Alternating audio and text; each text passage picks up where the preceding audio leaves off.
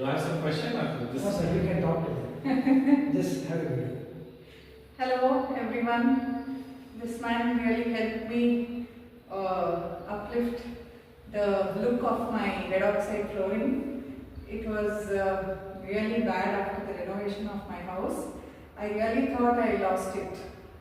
Almost I was towards putting tiles and all that, but he told no, it will become alright, trust me. And here it is. You can walk through my house in the video and it looks shining and beautiful like Total it. years, ma'am. ಎಷ್ಟು ವರ್ಷ ಆಗಿದೆ ಇದು ಮನೆ? So this house was built in 52. We occupied only in 78. But I don't think from then till now any polishing or any fixing of the flooring was done. Those days the laying of this flooring seems to be really good and quality has been very good.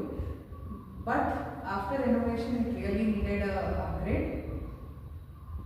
And yes, Mr. Sai helped us.